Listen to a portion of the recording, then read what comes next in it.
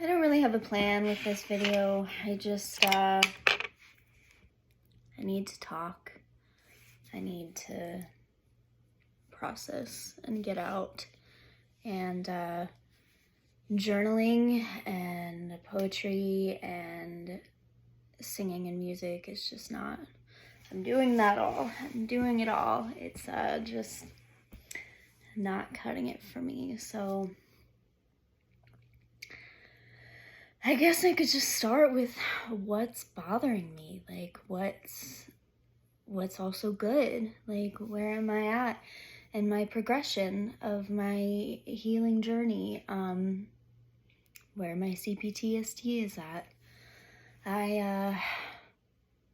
I'm still struggling with functionality. Still, even the smallest of tasks feels impossible. And I have employed an army of tools to try and combat that, and it's just the current is so heavy. The number of times that I'm triggered throughout a day is immensely large. And I'm realizing that I've always been triggered like this, at least as far as I can remember. And I don't remember when. I can't pinpoint exactly when the abuse started. So, but as far as I can remember, I've had these symptoms, and I have been reacting to these triggers that I've been feeling. But of course, they don't teach you about mental health in school, and most parents didn't teach you about mental health. And so I, had no idea. And so it's so interesting, memories of the abuse coming to light, and me being able to be lucky enough, be fortunate enough to have a therapist and a psychiatrist, and just a team, to help me through this. So I'm just working through that. I'm very grateful for that. I'm very grateful that I even understand at this point what a complex post-traumatic stress disorder diagnosis looks like. And again, it is not an officially in the diagnostic manual.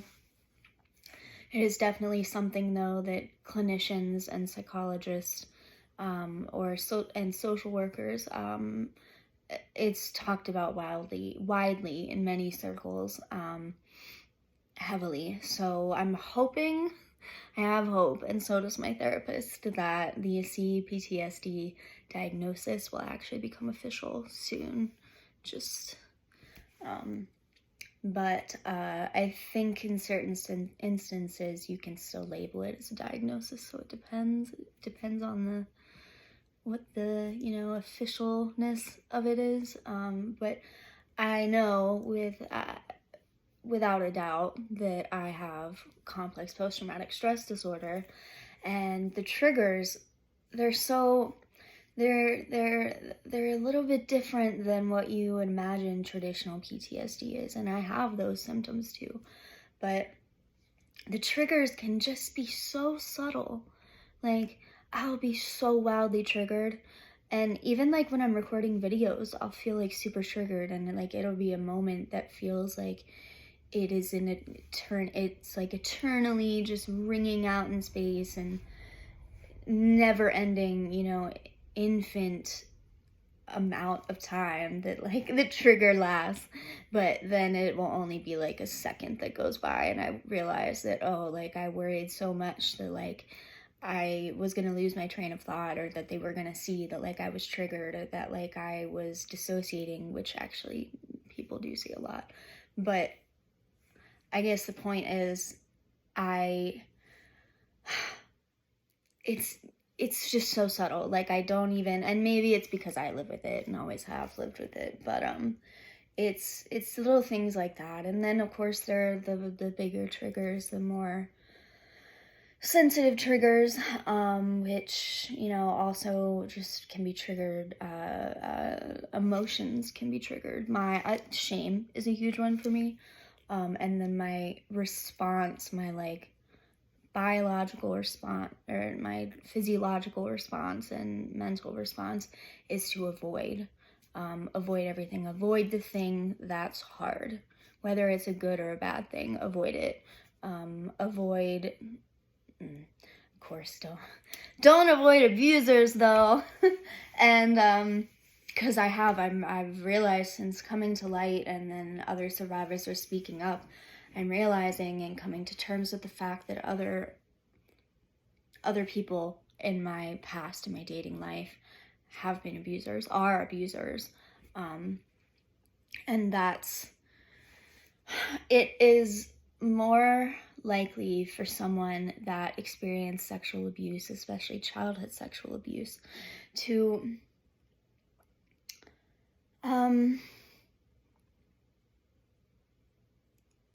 there we go.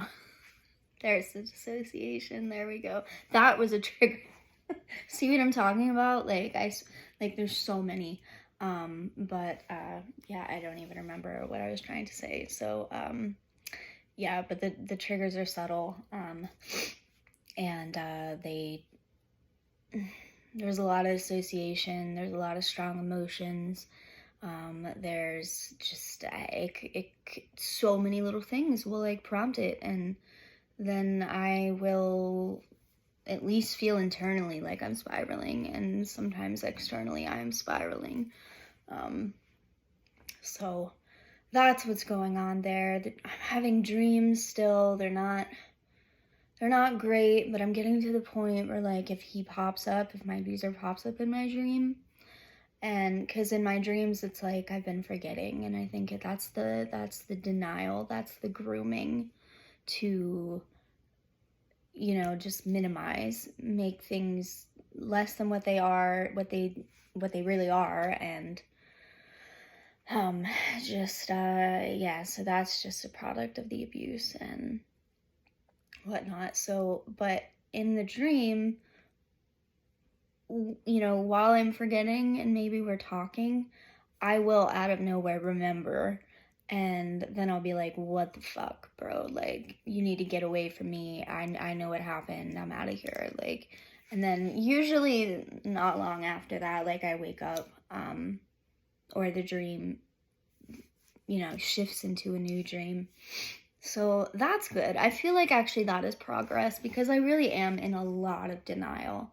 Like,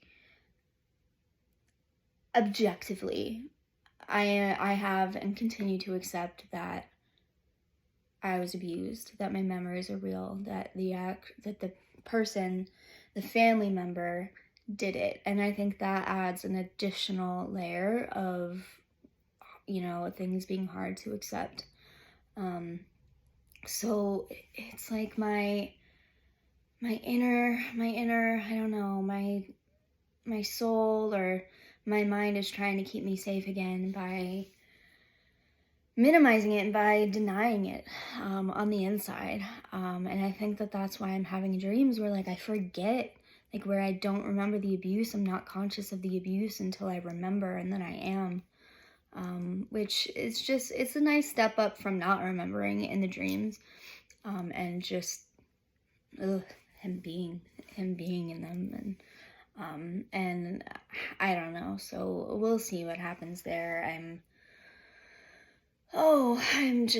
It's not exactly fun, and which is also confusing because I don't know if I mentioned this, but I definitely had Stockholm Syndrome going on, and still do. I mean, the grooming goes deep. So yeah. Let's see, what else? We're 9 minutes and 30 seconds in, so as I had said, like I'm doing like things, and like poetry and writing is huge, and I have this little booklet that I bought in like 2014, 2015, that like I had saved because I had nothing that felt good enough to write in this cute book. And I decided some time ago that it could be the book where I keep all of my poetry just for like a master copy. But like, I was just like, no, that sounds like a lot, because it is, weird as it may seem, like writing in these books, like all of this, that's exhausting to the hand, and that's exhausting to the brain to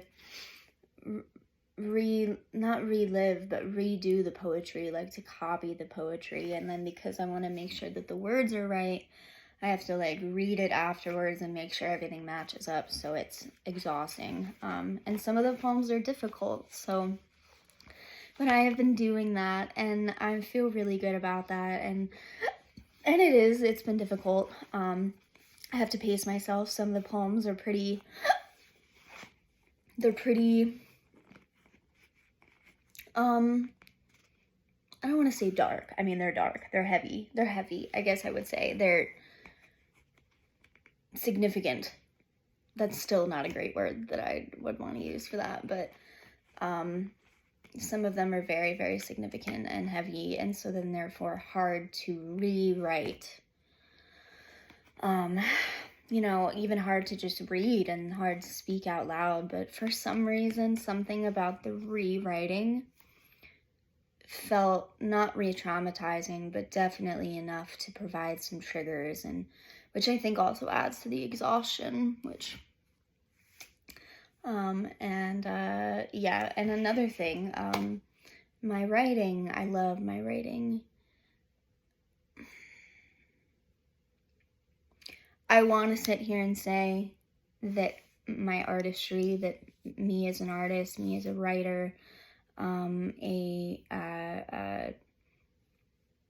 a painter, I mean, I like to paint, but just like an artist, like a two-dimensional, I guess I would say, artist, and also a singer and songwriter. I guess I get to say that because I've written almost one song, like, if not all of one song.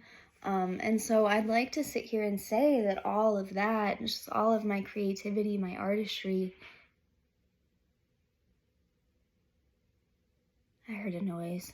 I hear noises sometimes, like out, like things will shift in my kitchen, or like water will drip from the shower, and I'm always like afraid that like a murderer is coming in here. It also doesn't help that I remember my abuse now and remember how dangerous my abuser is, and I'm afraid that he's going to show up at any time because he knows where I live. That's how I feel about that. But yeah, I want to sit here and say that that's all mine. But he's that way too. I don't want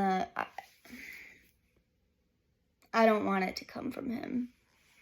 And that's the thing though, because before I remembered, I hardcore thought it came from him. I mean, I also recognized my own connection with that, but I hardcore thought that it came from him, and I loved that because of the grooming and the Stockholm Syndrome. I loved that, and just the fact that they're a family member, he's a family member, I loved that so much. I felt honored, I felt important, and I, you know, and then it's so funny to realize that you're none of those things. Funny. Yeah, funny. So that's hard. That's hard because he's an artist as well. Especially, he's a writer. And I'm a writer. He's written songs, I mean, way more songs than me. But I, more so just at the sense, the core writer. I love writing, I love journaling, I love coming up with beautiful things to say on social media, or authentic, hard things to say. I love writing, I love painting pictures. I love painting pictures with my words. And I always have. Poetry is huge, really huge, actually. It's become really big in my life. And like, since remembering the abuse, I've already like shelled out like, how many? 1, 2, 3, 4, 5 poems. And what I remember the abuse. Wow. Has it really been 2 months since I remembered the abuse?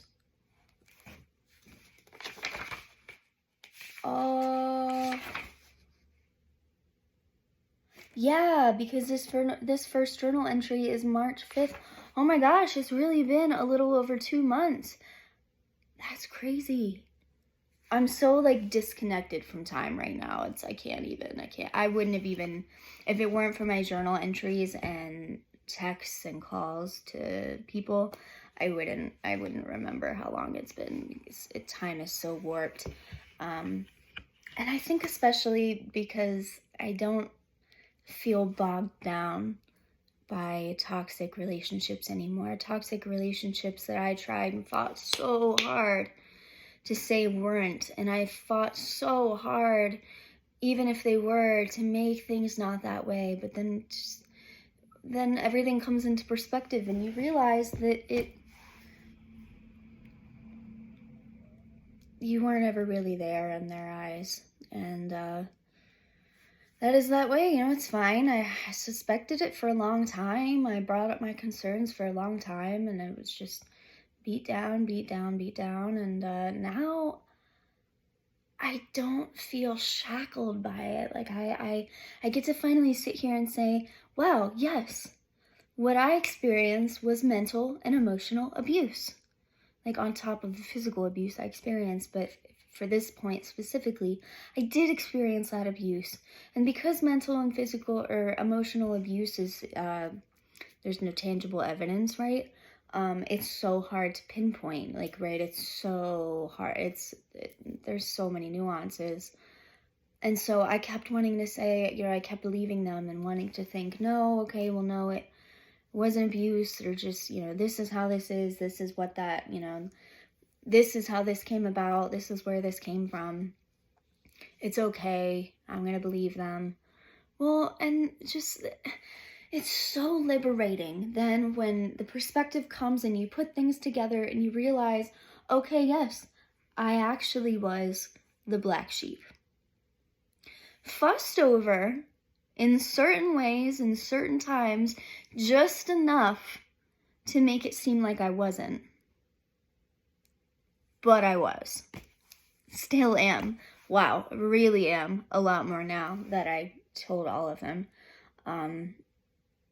Yeah, I think I mentioned in the last video about the secondary trauma. Yeah, the second wound. It's great. But now I think realizing it's been 2 months and putting this together in my head as I'm talking right now, I feel so free. There's a lyric in one of my favorite songs, and it says, I've never been so alone, and I've never been so alive. That's with a grain of salt, because I'm not alone right now. I have a very supportive parent. Luckily, out of all of the parents I have, one of them is supportive. I have like 5 parents. Yeah, so, yeah, it's liberating. It's nice to let go of that, and I think that's why I thought it's only been like a month since my memories came back, but it's not, and I think it's just so cool to realize that. I think that means I am so much further than I thought I was in my recovery journey. And I'm very grateful for that, I guess. Like, wow. Still sucks. Oh, God. And they're my family, and that'll always be shitty. No matter how good it is that, I don't know. This family is so complex.